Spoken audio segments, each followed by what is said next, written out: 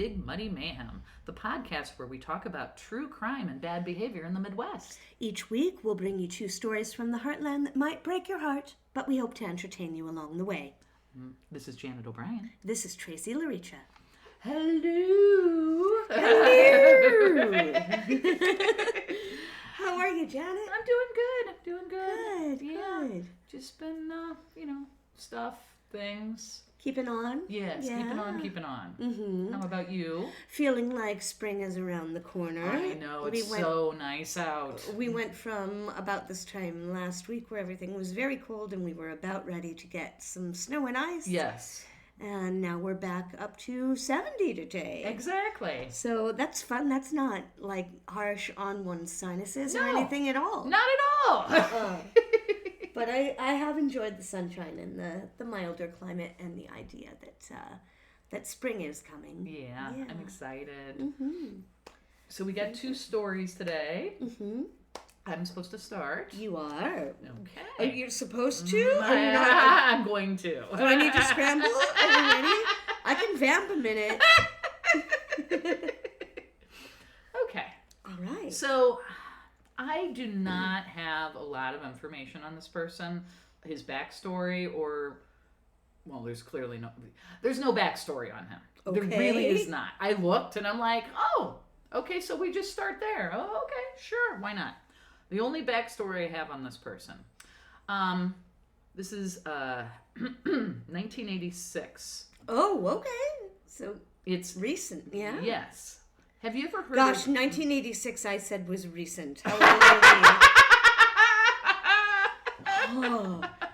If you identified with that, please drink some water, take an aspirin, lift with your legs and not with your back. Exactly. Okay, so in 1986, Michael Jackson was super popular, right? Uh-huh. Have you ever heard of Michael Wayne Jackson? I have not. Okay. Michael Wayne Jackson was born in 1945. He was in and out of mental institutions most of his life. Okay.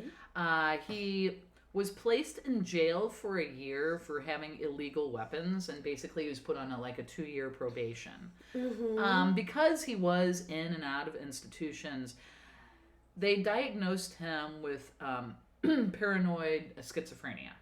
Okay. And when you're schizophrenic, you really need to stay on your medication. Completely. And the family, they strongly suggested that he be kept in the mental institution because nobody was going to be able to be in charge of his medication if he was let loose. Oh, wow. So, How old is he roughly around? Well, he's born in 45. This is 1986. So that's going to be he's only 41 years old. Okay, right. So he's an adult. Exactly. But, he's been in and out of mental institutions most of his life. He was stabilized on the meds for his medical issues, but as soon as they let him out, he stopped taking them. Mm-hmm. And the neighbor next to him, he was living in a house, noticed he started acting really erratic and saw him on a couple times just standing outside in front of his house talking to himself. Okay. So they're just like, something's not right over there. I don't know what's going on. Mm-hmm. So this was started in basically Indianapolis, Indiana. Okay. Okay, so we're starting there. September 22nd, 1986. His probation officer, Thomas Gall, he came by to get a urine sample because they needed to do a urine sample to make sure he wasn't doing any drugs. He also had a drug habit as well. Okay, so they're making sure that they want to make sure he's on the drugs that he should be taking and not taking anything that he shouldn't. Correct. So he comes by to grab some urine for a random drug test. When Thomas Gall went to the front door, he was met by Michael Wayne Jackson with a sawed-off shotgun. Oh, no. And he started to take off, and Jackson shot him. And he fell, and then he shot him 2 more times. Oh, dear. I think once in the head. Okay, so he's He's dead. Yeah. So the neighbors, they see him run back inside, and then they see, I'm just going to call him Jackson. They see him run back out, and he's basically has a different, coat on. It's like one of those long green coats, like the... Like a military type? No, it's like something that a lot of people wore in the 1980s, that you would see maybe a cowboy would wear. Okay, like a duster. Yes, okay, one of those. Right. So a long trench coat type Right. thing. So he's running out, and he still has the shotgun in his hand. And he ends up getting in his own green pickup truck, and he takes off. Okay. So the cops show up, but of course they already missed him. And while they're searching for him, within 20 minutes of him killing this guy, they get a call that a convenience store clerk was also shot 20 minutes later. Oh, no. So he's just kind of on a spree. Yeah. So while they're searching for him, they find this out. When they go inside his house, before they get the phone call, they notice that the house is totally unlivable. It has no electric. It has no water. There's animal feces and just trash everywhere. And so this is when they realize they're like, oh, he's not on his meds, So he's been holed up just kind of with his thoughts. Right. Right. So when they get the call about the convenience store worker, they end up getting over there, and of course he's already gone. While he apparently he went to the cash register, and he has the gun, and he's like, give me your money. And the cash register guy is freaking out, and he's trying to open the drawer, but he can't because he's so freaked out. So nervous, right. And then he just shoots him. Someone has a gun in your face, right. Yeah, so he ends up shooting him. And then there was a lady who was in the convenience store, and he waves her out. He's like, go outside. You don't need to be in here. But then there was a delivery guy delivering bread at the convenience store. So he's like, okay, you're driving a truck. You're taking me with you. Oh, wow. So he can get away without people identifying his vehicle. That's honestly, that's sharp thinking for being in the throes of... Yeah, right. And so he ends up kidnapping the bread truck delivery guy, and he makes him drive him in the bread truck. And when the cops arrive, they talk to the witness, the lady that he got out of the building.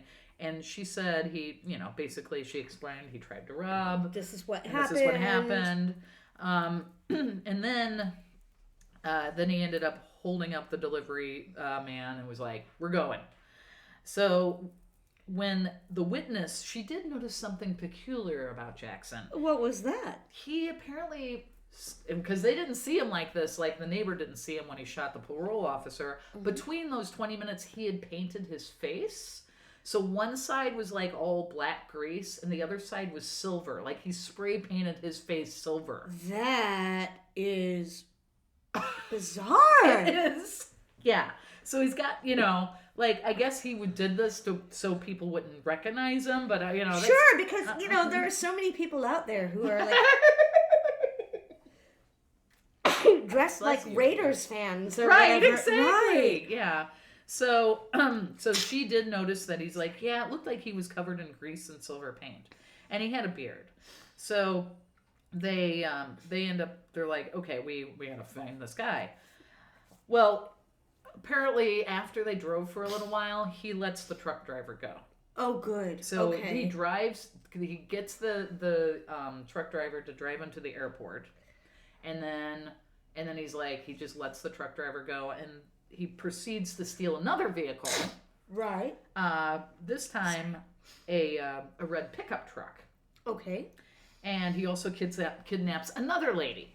Oh. So he kidnaps this lady. I think it was her pickup truck. I was going to say the owner of the truck, or just somebody nearby? The owner of the truck. And then he drives a little while, and then he ends up letting her go. And then he keeps driving. Uh-huh. And then he comes up to this parking lot, and he sees this woman getting out of her vehicle, and he decides he's going to switch cars again. Okay. Right. So he basically comes up to her with a gun, says, "Get in your car," and he kidnaps another person. So he's kidnapping people and then letting them go. Oh my gosh. Yeah. So just he's just kind of ride hopping in the weirdest way possible. Exactly. So she's freaking out, and they get in her car, and then she's only in the car for like 15 minutes with him, and they get to a spot on the road where he's kind of slowing down, probably because of a stoplight or something, and she's like, I don't want to be in this car anymore. I don't care if it's my car. Yeah, absolutely. She jumps out of the car. If you get the chance, jump, roll, and then run. So she ends up jumping out of the car, but he ends up running over her ankle. Oh no! Because of the way she jumped out, but she, that's all that happened. She breaks her ankle. Sure, but you can run with a broken ankle if you have to. Yeah, so she ends up getting out. He just keeps driving away. So, so then she ends up, every point of this, when this happens, the cops get a new notification of, okay, he's been here, this is what happened. So they're basically just gaboing, like from one call in to the next. Exactly, and every time they get there, he's already gone. Oh my gosh. So then he drives, and then he breaks into this woman's house. And this woman and her son is there, and he's like, I need your car. Okay, so how's he going to drive a house? So he ends up kidnapping her and her son in her own car. Oh, wow. Makes them out of the house into the car. Yes. We're going to go. Wow. Right? Okay. Just so crazy. And so he's driving, and then he ends up like taking them out into like the middle of nowhere, and just basically gets them out of the car. He's like, give me your rings, like, because she had a wedding rings, and she's like, let me have your wedding rings. Anything valuable. Right, and then just leaves them. So they're like 20 minutes away from like the nearest phone, because again, this is 1986, no cell phones. Mm-hmm. So it takes him like 20 minutes to get to the phone to contact the authorities, and of course, he's already gone. They're just like 1.5 steps behind every time this happens. Then he proceeds to drive 300 miles. Oh, wow. Okay, so now we're way afield. Yeah, so he like drives through Kentucky, and he ends up driving from Indianapolis to St. Louis, Missouri. Well, hello. Welcome. Welcome. They do get St. Louis city cops. They end up getting 2 different separate reports of people almost getting hijacked and kidnapped. But like they're unsuccessful. Like, give me your. They're like, no. I mean, they're like, yeah, right. No, yeah, no. I got shot 3 times on the way to work this morning. What you got? Yeah, right. So he ends up going to somebody else's house. Okay. And this happens. So what happens is this other guy who lives, he comes home, and he finds that his wife's car is gone, and his wife and father-in-law are inside the house. They have been assaulted but not harmed. Oh, okay. So he basically was roughs them up and takes their car. And then the man decides, you know what? I'm going to go find my wife's car. Screw this. Absolutely. So he starts driving, and he comes up. He finds the guy's driving his wife's car, and he's like yelling out the window, like, hey, hey. And the guy Jackson ends up turning his vehicle and shoots at this guy. So, and then he just takes off. Now, thankfully, it only hits like a headlight. Right, so it doesn't hurt the car and it doesn't hurt the people inside of it. Right, so he shoots at him and then he speeds off in his wife's car. Do they pursue? So the police follow up on, the police, again, 2 steps behind. They don't know where he is. No. So far, Jackson has killed 2 people. He's killed the parole officer, and he's killed the convenience store worker. But he has also menaced and or imprisoned many, many more people along the way. Right, exactly. And then the police, they suddenly get this report of a car accident that happened in O'Fallon on I-70. O'Fallon, Missouri? Yes. And when they come, they show up, they're like, okay, he's found dead at the steering wheel. And when they start looking at him, they're like, oh no, it wasn't the car accident that killed him. It was the gunshot to his head. Oh no. So I think he probably tried to carjack that guy. And it went very, very wrong. And when they looked at it, they're like, no, he was killed with a sawed-off shotgun. So they're connecting the dots. So now he's killed 3 people. And he's still on the move. Still on the move. So A little bit later, he's spotted by a gas station attendant who saw him, basically, he had obviously carjacked somebody else. Mm-hmm. And he pulls up to this gas station, and again, this is 1986 when people actually used to come and fill up the gas for your car. Right, a full service stations. Gosh, and they do the windshield and check your oil and all of that. Right. Stuff. There isn't that isn't a thing anymore, is it? No, not really. Yeah.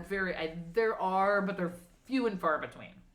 So he ends up the guy, the gas station attendant. He notices that there's this guy driving the car and there's a guy sitting next to him, and he kind of looks in a little and he notices the guy driving has a sawed-off shotgun in his lap, pointing at his passenger. Oh, geez. Like on his lap. Okay, so just like you do. Right, exactly. Yeah. So when they leave, he's like, okay, I gotta call the cops. There's something not right about this. And of course, the police lose him again. Oh, no. 12 hours after all of this has started. I mean, this is only 12 hours. Right. Now, do we know what kind of car he's in at this point? There have been several. So many. Got it. Okay. So he ends up in some parking lot, and the police spot him. Because I guess the guy reported what vehicle he was in, the gas station attendant did.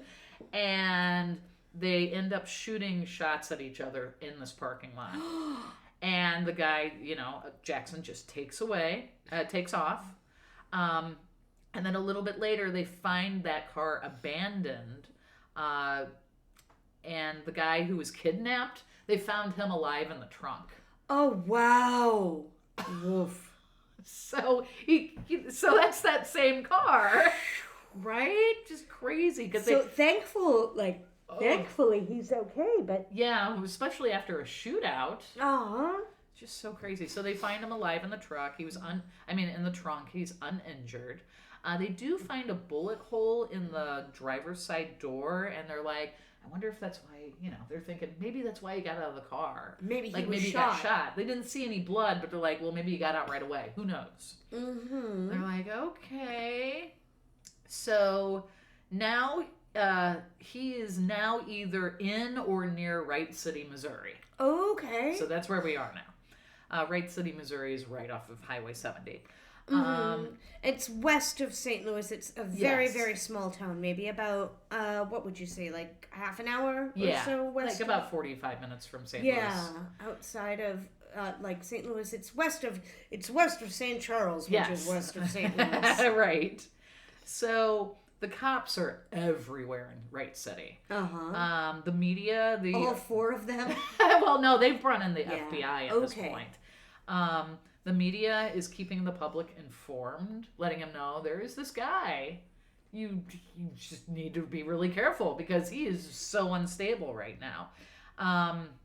He's fearless and he could be anywhere. Exactly. Right. The cars are being stopped entering and exiting Wright City by the FBI. One of the stops, it happens to be the nephew of Jackson. And and this nephew is like, he's not trying to hide anything. It's like, just so you know, my uncle, sometimes he wears Kevlar. So they're like, well, if he did get shot, he probably is fine. Oh, wow. So kind of, he's kind of keeping him up to speed. At one point, a woman in Wright City did see him run by her house, but of course the cops weren't quick enough to get there. 7 days passed, and they still have not found him. Wow, this guy has just been one jump ahead for a long, long time Right. now. There are no more reports of carjacking or kidnapping, so it is presumed that he's still in Wright City. Okay, or nearby. Totally makes sense. So the cops and the FBI, they're like, what are we going to do? We got to do something. And so the FBI ends up hiring Bob Swade. He's a skilled FBI tracker. Okay. Bob Swade, FBI tracker. Sounds like a TV show I would absolutely watch. Exactly, right? Hello. Don't worry.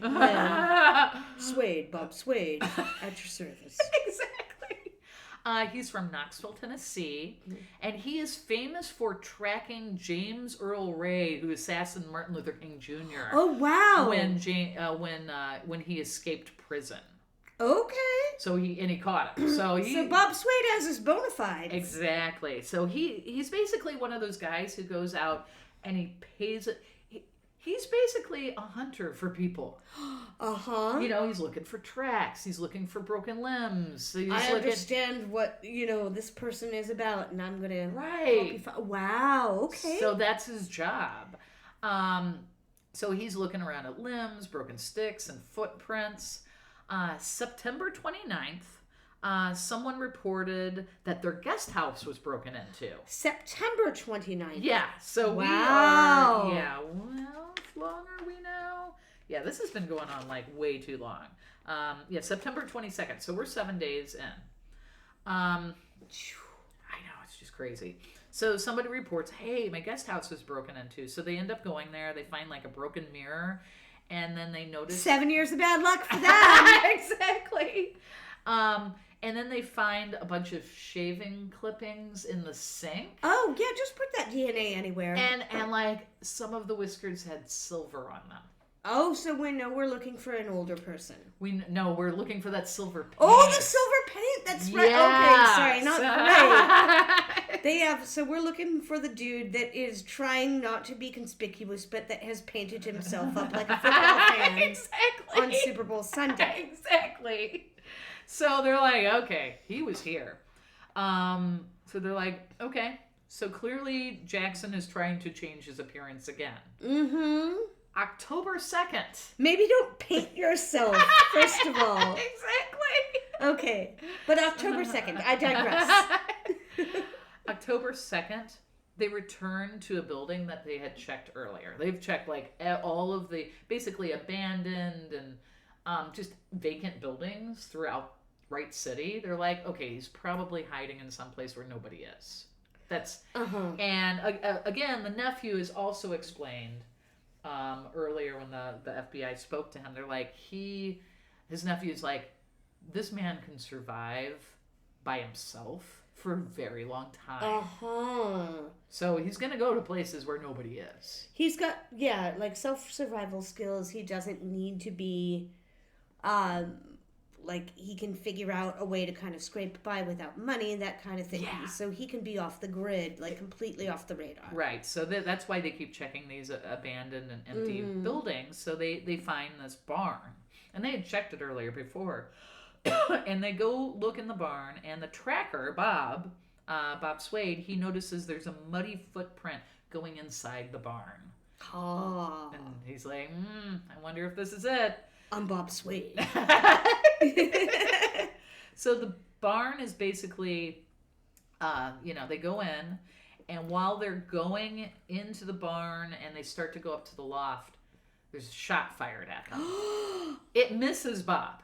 Like Bob said, he can feel it pass him, but it misses him. So he's kind of trapped in this barn with this guy, and the barn is surrounded by cops. Like every single cop in the world is there. They're like, oh, no. And so the cops are like, okay, how do we get him out of there? How do we get the tracker out? And they're like, well, let's just shoot, but we're not going to shoot at anything. We're just going to shoot. And then that way it'll confuse him maybe, and maybe Bob will be able to get out. So that's what they did. And Bob gets out. Oh. So Bob gets out of the barn.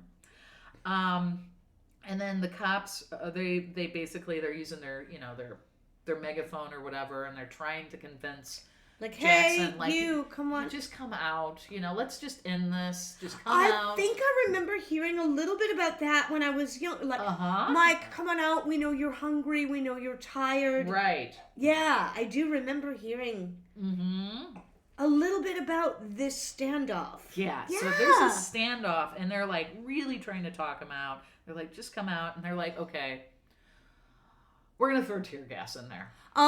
So they try to throw some tear gas in there, and just nothing. There's no movement whatsoever. They're like, what is going on?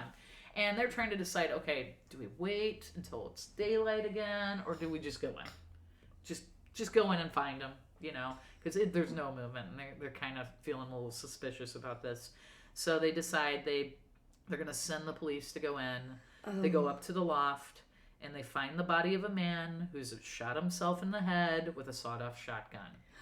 They have to take his fingerprints to figure out who he is. And it is Michael Wayne Jackson. Oh, wow. So, I mean, I actually got this story from our friend Tony. Hi, Tony. So, Tony was like, oh, yeah, because he went to school really close to there. Oh, wow. And it really, all of the kids were freaked out by this. I do remember this when I was in grade school. This was closer to you than me. Right. I remember them. We know you're hungry. We know you're tired. Come out and we'll give you something to eat. Right. I remember that being part of what was said when they were during the standoff. The name didn't ring a bell until you started telling the story. Right. But yes, I do remember that. And I was reading. I was like, oh my God. I mean, if I was I was in grades. I mean, I was in high school when this happened. But I'm pretty sure if I was pretty close to that, I would be flipping out too.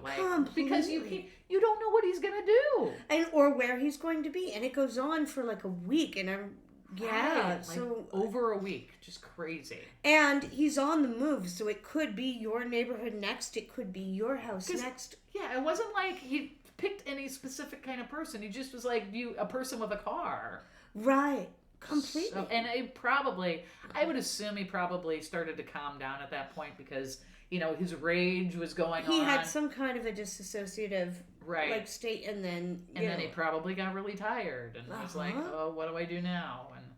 And that was his solution. And what do you, it's just really, really sad. Wow. I mean, again, this just clears up the fact that we need better mental health everything. Yes! One more time for the people in the back. But yes, absolutely. So it's just a really sad story. Like, people they were just more relieved. Nobody was happy that he died. I mean, he had a very bad mental problem. It was a terrifying thing that happened and kind of kept a whole community or several communities just on edge. On edge for a week. Yeah. Just crazy. So that's my story. Wow, fantastic. Well, just crazy. Janet, thank you for the story. You're welcome. And I'm going to, while I get ready to start mine up, I'm going to pull up my pictures for a change so that I've got them and we don't need to vamp while I look for them on my phone. We're back kind of in sync on the pod. Oh, good! I also have a story that is from Indianapolis this week. How do we do that? I don't know. And there are going to be other similarities as we go along. Okay! Interesting. My story this week is a little bit longer, so buckle in. If you guys need to go and freshen your drink, grab a sandwich, that sort of thing, do it now. We'll wait. Have you gotten it yet? Welcome Have you gotten back. a sandwich? What you eating? Are you having PB&J? Actually, peanut butter and jelly is going to feature... Oh, Jesus Christ!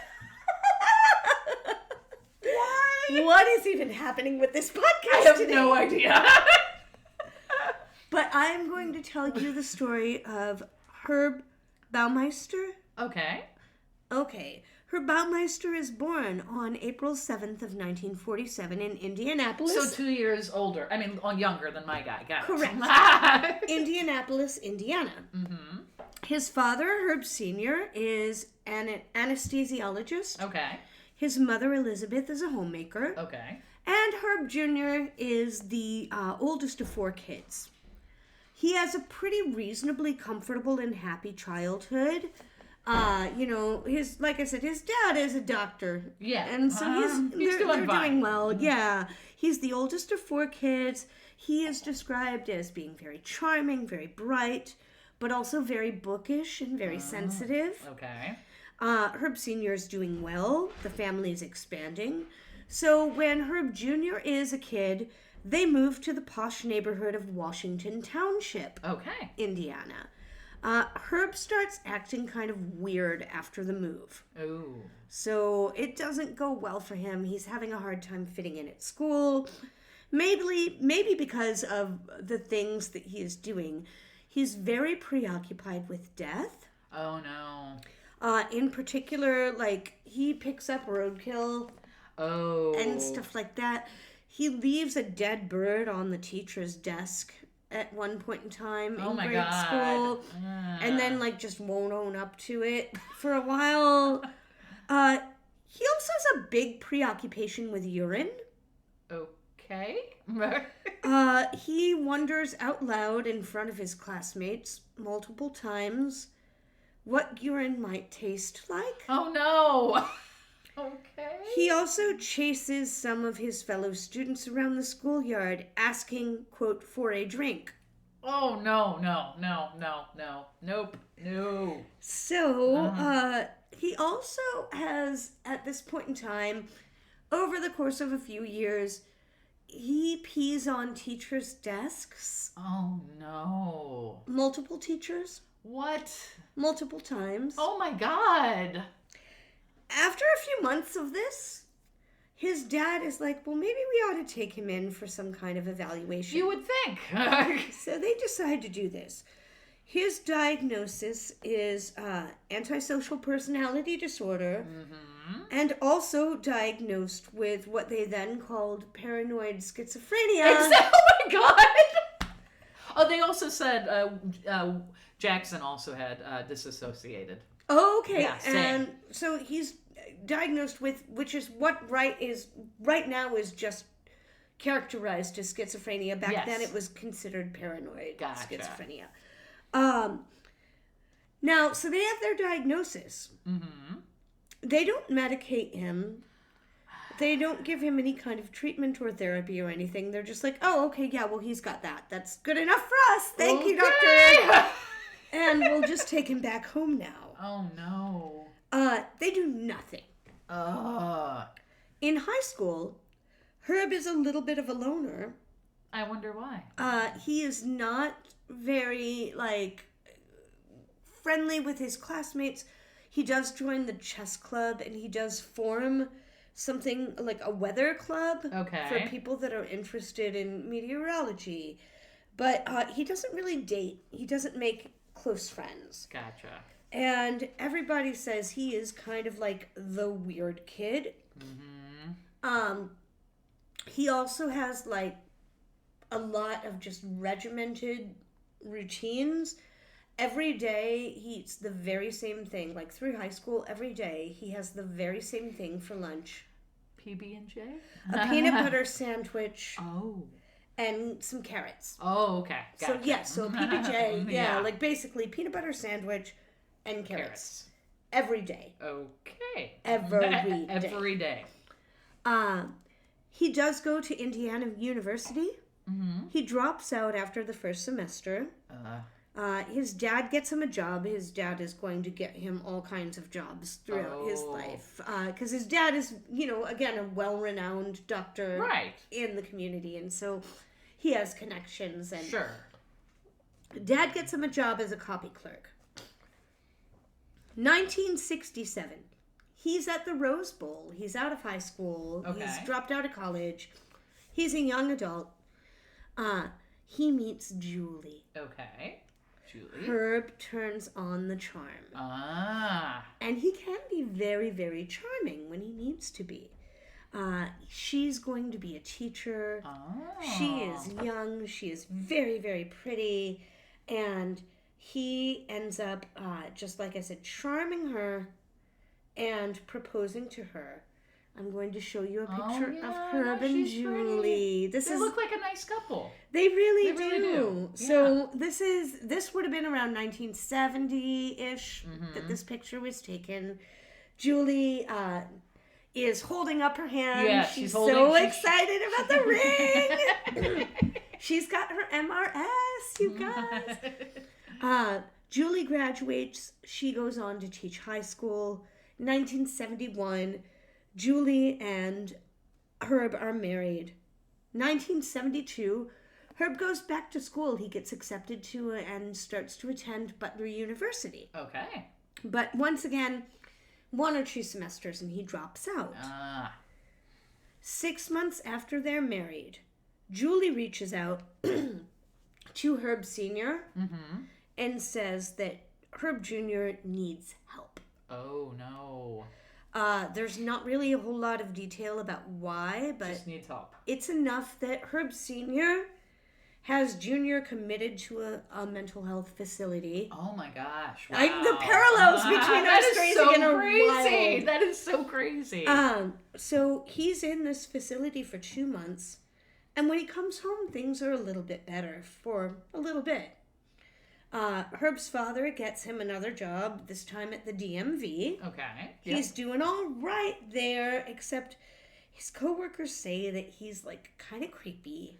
Yeah. He tends to hang out an uncomfortable amount of time with people that work there that are way younger. Oh. And he also has kind of a flash temper. He gets really upset over tiny things. Things are tough at home, too. At one point, he and Julie have a small argument, the kind of thing that you do when you're first married and living with somebody and like... Exactly. But he stops speaking to her. Completely. Oh my God. For a year. A year? A year. Holy crap. At all. Does not talk to his wife for a year. Wow. Although when interviewed later, she was like, well, I didn't really see any red flags. What? And apparently in my research, one source said that apparently as a kid, he kind of did almost the same thing with his mom. Oh. Growing up, where he would barely speak to her, and that went on for, they think, about 3 to 4 years. Oh my God. Wow. So this is somebody that can just shut down. Wow. I mean, come on, even we've all had like that partner that you're just like, I'm not speaking to you right now. Right. But eventually you have to ask, like, what's for dinner? Exactly. Or, like, did you let the dog out? Right. 1 year of radio silence is... That's a long time. That's a commitment. Yeah, exactly. I wish I had that much panic. But Julie doesn't think that this is any big deal, and she knows how to fix this. Okay. She quits her job and decides to start having babies with him. What? But they're not talking. How? Oh, okay. I guess you don't have to talk for that. So, sometime during this year of silence, she quits her job. They start having kids. They have 3 kids. Marnie is born in 1979. Eric is born in 1981. And Emily is born in 1984. And so here is a picture of at least part of the family, the older 2 kids. Looks like like just a normal, this is a very 1970 family. Oh, yeah. His tie is very wide. She is a perm. Yes. The kids are in corduroy. Yes. No one looks comfortable. And that isn't a real bookshelf. That's like a pull-down thing that they got at Olin Mills. Oh, yeah. Herb is still creeping out his coworkers at the DMV. Sometime in these years, there is an incident where somebody pees on the manager's desk, but they can't figure out who it is. Oh, boy. But his coworkers refer to him as pushy, mean, inappropriate. Yeah. Like a DMV employee. Pushy, mean, and inappropriate. They're like, well, let's give him a bonus. He's doing it right. Ma'am, we need to have that notarized. That's right. In order for we to... No. May I see your license so I can pee on it? 1986, Herb Sr. dies. Oh. Young-ish, I think. And I don't remember, they didn't say why, but I think it's kind of probably like heart attack, stroke kind of situation. Right. 1987, Herb is fired from the DMV because he peed on a document that was addressed to the state governor. Oh my God. He comes home. He kind of turns into Mr. Mom if Mr. Mom were written by David Lynch. Julie goes back to work. He's staying at home with the kids. By all accounts, though, he is a really, devoted and good dad to his children. Good. So Julie goes back to teaching. She is supporting the family on a teacher's salary. Herb, obviously, they're going to have more than that. Right, absolutely. So they're making it work. They're a happy family. Herb takes on a part-time job at a thrift store. Okay. He sees how much money comes through and how profitable this thrift store is. So he's like, well, shoot, I should be doing this for myself. Uh-huh. He goes to his mother and he asks for a loan of $4,000. So his mom gives it to him. The first year he opens up his store, he calls it Save a Lot. Oh, okay. Thrift store. Uh-huh. That $4,000 loan in the first year turns into a store that makes about $50,000. Wow. So they open up a second location. Julie leaves teaching again and comes back and helps him run the business. They get a contract with the Indiana Children's Bureau, which kind of funds group homes and children's charities. They also place young kids into work positions. Sure.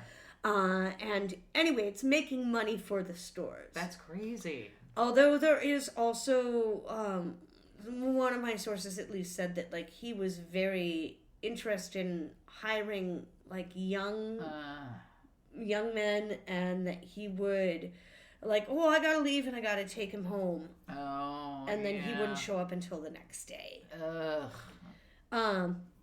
In 1991, though they're doing well enough, he buys Fox Hollow Farm. It's 18 acres and an 11,000 square foot house. Okay, that's a huge house. That's a huge house. There's an indoor pool in the basement. What? I'm going to show you. This is just aerial footage, but that... Holy crap. So it's a mansion. That is. That's huge. Mm-hmm. It's huge. It's a mansion, kind of out on its own, and then here's a picture of the basement pool. Oh my God. Wow. It's an indoor pool. Jesus. Down in the basement. Julie and the kids are thrilled. He loves spoiling them when they're flush like this. Uh-huh. They're a happy family. Mm-hmm. And 1993, 1994, they're living at Fox Hollow Farms. But Herb's mom also has a family lake house up on Lake Wawasee. Okay. In Syracuse, Indiana. So it's about 2 hours away from Indianapolis. So most weekends, the family goes up there. Ah, okay. Now, a lot of times, though, Herb, with the pressures of the business, Julie would take the kids up, and he was supposed to be I'll be up Friday night, and then he doesn't show up until Saturday afternoon, maybe Saturday evening. I see. He's just kind of not as present. Right. It's only 2 hours away. So they're #blessed, right? Yes. But there are cracks in this facade. The business is starting to have trouble. Employee checks are bouncing on occasion. Herb is showing up to work hungover. Then Herb is showing up to work drunk. Oh. Then Herb is maybe not always showing up at all. His marriage is failing. Apparently, according to Julie, she has never seen him naked. What?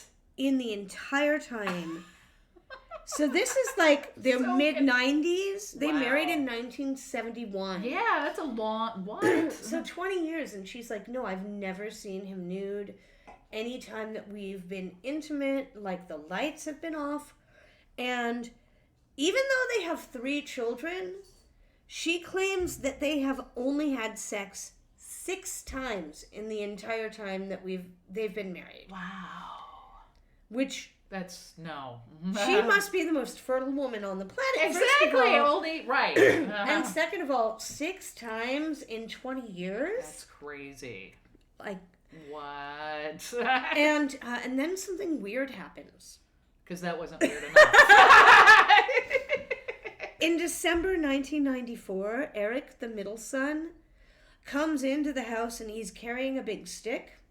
And up at the top of the stick is a skull that he found in the yard. A human skull? Yes. Oh, no. Julie freaks out. Clearly. Like you would. Yeah. And was like, what the heck? What is this? Oh, my God. And Herb explains it away. Oh, you know what? My dad had a couple of skeletons from, like, his medical practice, and I had them in the shed. I bet something just dragged the skull out into the yard, and that's why it was out there. Well, May I mention at this time that Herb's father was an anesthesiologist? oh, no. No. So there is No, he did not. zero reason why he should have He's... a skeleton or a skull. Right. Oh, my God. Just for funsies. Right. But Julie's like, oh, okay, that makes sense. The denial is so It's deep. so deep. It's so her. deep. There's also something else going on. Mm-hmm. People have been going missing in this part of Indiana. Oh, no. Specifically, gay men have been going missing. Uh-oh. And there's one man named Tony. Okay. He comes forward to the Indianapolis police. He's worried because his friend Roger is one of the people that has been missing. Oh, no. And he has a suspicion. Uh-huh. He had seen Roger leave a gay bar with a man named Brian. Something about Brian just didn't sit right with him. Okay. Okay? Roger goes missing and is not seen after he leaves with Brian. So when a few months later, Tony runs into Brian at a gay bar, he decides that he's going to put on his investigation goggles and go find out what's going on. He chats Brian up. Uh-huh. And Brian, he calls himself Brian Smart, like brain smart, which I'm like, that's a little on the nose, isn't it? Brian says, oh, I'm a gardener, and I'm here in town. I'm working on landscaping for this rich family, and wouldn't you know it, I'm also watching their house. Oh. And they have a pool in the basement. Oh, my God. Do you want to come on over and join me there? It's not Brian. Tony says okay. Oh, my God, no. Tony gets in the car with Brian. Right? Right. Tony is taken to the house. It's kind of out of town. He's not quite sure exactly what roads they take to get there. But they go through a basement door to the basement pool. Mm-hmm. And Brian is like down to get busy, but but also very inexperienced and is kind of like, oh, I don't know. Well, how do we do? What do we do here? But they fool around, and Brian offers Tony a drink. Tony takes the drink, but then kind of quietly, I know we've all probably done that before, where you just like leave it on a shelf or pour it in a plant. Right. Or, I'm not doing that. I'm not taking a drink from you. Right. Yeah. He also offers Tony some cocaine, and Tony turns that down. The area around the pool, full of mannequins. Mannequins? Why are there mannequins? I don't know. But there are. There are many of them, and they're posed like they're just lounging around the pool, sunning themselves, having fun. There's one that's dressed up like a lifeguard with a whistle around its neck. Oh my God. Okay. And Brian says something like, laughs it off and says something like, oh, I get lonely down here. I'm not shivering from being creeped out at all. Well, they're fooling around, and Brian says that he wants to be strangled. So he has Tony kind of like choke him a little bit while they're messing around. And then he wants to strangle Tony. Tony's like, no, I don't really want to do that. But Brian sneaks up behind him with a pool hose and starts to try to strangle him. Oh my God. Tony passes out and pretends to be unconscious. Right. Eventually, though, Brian, I guess the coke wears off. Brian goes to sleep, wakes up the next morning, and is just offering to take Tony back to his car. Tony's like, oh yeah, sure, thank you, please. Yes. Right, yes, I would like to. Makes it back to his car, but tries to his credit, like tries to arrange for another date with Brian. No. They're supposed to meet back up at the same bar the following week, but Brian doesn't show up. And Tony goes to the police to ask, like, what he should do and to let them know what he knows. Right. And the police ask Tony if he's willing to be a decoy. Well, no. I don't know. No. Tony doesn't make great decisions, so No, Tony clearly. says yes. Oh my God. It takes weeks of Tony going out there just kind of hopping around the gay bars in Indianapolis trying to find Brian again. Right. And one night he does. Now, according to most sources, he then pretty much loudly in front of everyone yells out, "Hey everybody!" and confronts Brian and is like, "This is the guy that killed Roger." Oh my God. And calls him out, and he's like, "Before we let him go, like, somebody go out and, like, get his license plate." Wow. So Brian gets, like, leaves the bar. Uh-huh. But they manage to get the license plate number. And they take it to the police. Uh-huh. And to nobody's shock and surprise, if you've been following this story, the car is registered to one Herb Baumeister. Of course. So the police go to one of the Save-A-Lot stores to talk to Herb. They ask if, hey, can we sit and speak with you about something? And he says, oh my gosh, I'm just super busy right now, you guys. Can I meet you in an hour at the restaurant across the street? Mm-hmm. He does, actually. Though. Really? I know, this is surprising, right? He shows up. Maybe they had a good lunch special that day. Who knows? So he meets up across the street, and he's like, well, gentlemen, what can I do for you? He says that the cops say that they're looking into the disappearance of gay men from gay bars. Herb immediately is like, well, I've never been to a gay bar. I'm not gay. No. Even Blue knows that's bullshit. I don't know how she escaped. But sorry if there's any noise from the dog. They let him know that he's already been ID'd at this gay bar. And so has his car. Like, they've seen it in the parking lot. Right. And then he's like, okay, yeah, I have been to a gay bar. You got me. But can we please keep this quiet and separate from my family? Oh, boy. Yeah. They say, may we search your house? Mm-hmm. Herb's like, no, you can't.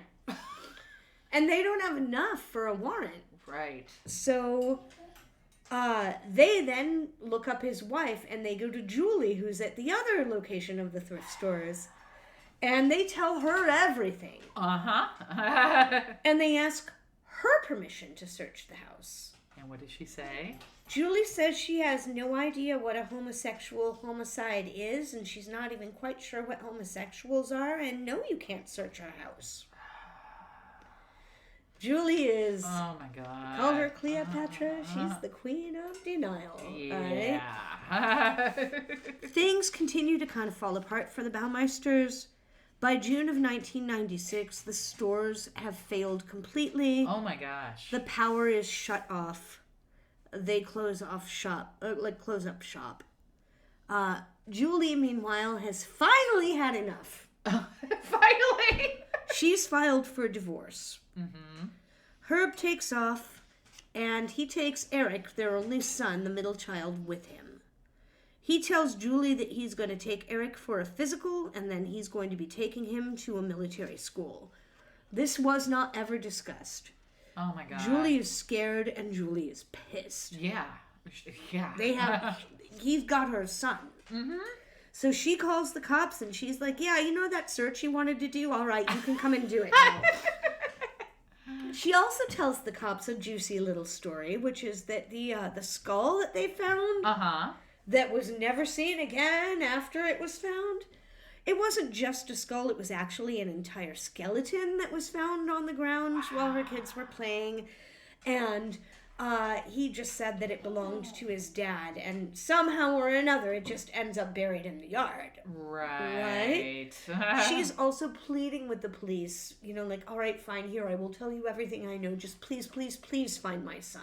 Right, yeah. So they go out, and they do. They find Herb, and they find Eric at his mom's place on Lake Wawasee. Oh, thank God. Eric is okay. They take him into protective custody. Herb does not put up a fight. Good. But they don't take Herb into custody. What? They apparently said they didn't have enough, so they... Oh, my God. They let him go. Wow. And meanwhile, back at the farm, as they're searching, they find like a fire pit that's right outside of the basement entrance where you would walk in to where the pool was. Yeah. Well, in the fire pit, there are bones and teeth. Oh my God. And within 2 days, looking at the household, they find over 5,500 bone fragments. Holy crap. Over the next few days, over 10,000 bone fragments are found within 50 feet of the house. Wow. That is crazy. They say from preliminary investigations, it's at least, it could be as many as 25 people. Oh my God. At this point, they'll find 11 separate victims. 8 of them are people that they can identify. Wow. That have gone missing. Herb is on the run. He's in the wind. Yeah. He's gone to Canada. July 3rd, 1996. Herb's body is discovered in Pinery Provincial Park in Ontario, Canada. Oh my gosh. You can see it's beautiful. I'll show you a picture. Oh yeah, that's a beautiful area. Of the park. Yes. He is dressed in a suit and tie. He sits himself down on a park bench. And he fires one shot from a .357 into his head. Wow. Next to him is a 3-page letter addressed just to Canadian authorities. It's full of apologies. He apologizes for the failure of his business. He apologizes for the failure of his marriage. He apologizes to the people that are going to find his body, saying that he's sorry that he's spoiling the scenery of this park. Nothing about murder. Oh my God. Nothing about his secret life, nothing about the lives he took. Wow. And the letter ends with, I'm going to eat a peanut butter sandwich and go to sleep. Oh my God. So again, wow, peanut butter. And 49 years of age, Herb Baumeister Jr. is gone. And we're going to leave him here for now. Okay. But we are going to check back next week for our very first 2-part episode. I'm going to tell you a little bit more next week. Awesome. Come back for the rest, Muddy Buddies. Now, I am going to take care of my rotten dog, feed Janet a peanut butter sandwich, check on the mannequins, and we'll be right back with What's Nice. We'll be back with What's Nice. If you enjoy getting muddy with us, here are some ways you can help support the podcast. You can send your suggestions to bigmuddymayhem@gmail.com. Like and subscribe to the podcast on the platform where you're listening. And of course, a good review will help us reach new listeners. If you're listening on YouTube, leave a comment in the comments section. And also, join our Facebook group where we can discuss the episodes and hear your suggestions. And of course, tell your friends. And now let's go back to What's Nice. Welcome back. Welcome back. So now we're going to do some What's Nice. I'm going to talk a little bit about What's Nice here. So I'm skipping Indianapolis. I'm going to go to where we ended. Okay, fantastic. He was spent most of the time on his crime spree there anyway. Mm-hmm. We're going to talk about Long Row Lavender in Wright City, Missouri. Oh, wow. I had no idea. Okay. Yeah. Is it a lavender farm? Yes, it is. Oh, they have one in Wisconsin that I've wanted to go to. I had no idea there was one in Missouri. Tell me. So they're closed in the winter. They're going to reopen on Saturday, March 9th. Uh-huh. They're open till 10 to 4. They make their own products. They do homemade body and homemade home care products. They make lavender body products. Oh my god. Linen spray. They have 6 different flavors of lavender tea. Oh wow. Right? I'm a lavender freak. I don't So know whether you I know love that. lavender. Yeah, I love no, lavender. soap, tea. I actually do have some lavender linen spray in the bedroom right now that I put on my pillow before I go to bed. They make their own. They're located on South Strax Church Road in Wright City, Missouri. They actually offer workshops there. You can go and do a painting course. They have a container garden course. They do macrame. They do spring floral things. So they have courses there, and they're closed during the winter. I'm gonna post the page to it, and there's not a lot going on there, but it looks really neat, and I really want to. My go. little middle-aged lady heart is thumping so hard right now.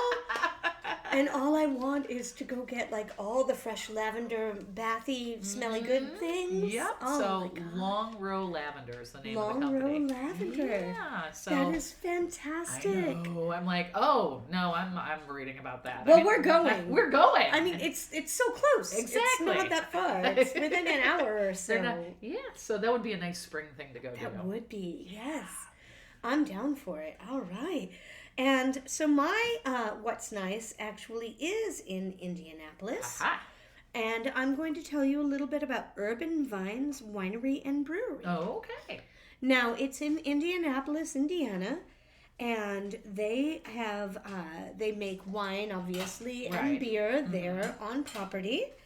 They have a few things, like they do a lot of stuff that seems like it's just very unusual. Okay. I'm going to show you some pictures.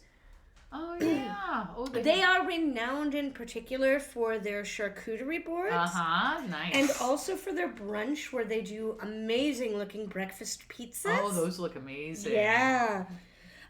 They also have a pickle ale that I think is called like Piccolo Michelob. And they suggest that you eat that with their Nashville style hot chicken. Oh, I love Nashville style I hot do chicken. too. Oh. So like a pickled beer with a Nashville hot Yeah. chicken sounds so good. They also have lots of wine. And the reason that I picked it is they also include a dessert wine that's called PB&J. Just the thing to go with a peanut butter sandwich. And in particular, it's nice to think about having a PB&J wine or a PB&J sandwich on the grounds of the Urban Vines Winery, because this is the grounds of Fox Hollow Farm. Oh. 10 acres of the property is privately owned. And then the other 8 acres were sold to this place that built a winery and Oh my brewery. God. So on the grounds of the Baumeister estate, Wow. where all That's of this crazy. happened, there is now a winery where you can go and have lovely charcuterie and take a walk around, drink your beer, and hopefully you don't trip over a skull. And I'm sure it was not an accident that they made a wine called PB&J. It might not have been, yeah. So, but Wow. but I thought that was a nice little button on this for now. Absolutely. And so we've had a couple of fun stories Yes, we this have. week. And we get to continue another next week. We are going to continue next week with Old Herb will come back around in my story next week. Awesome.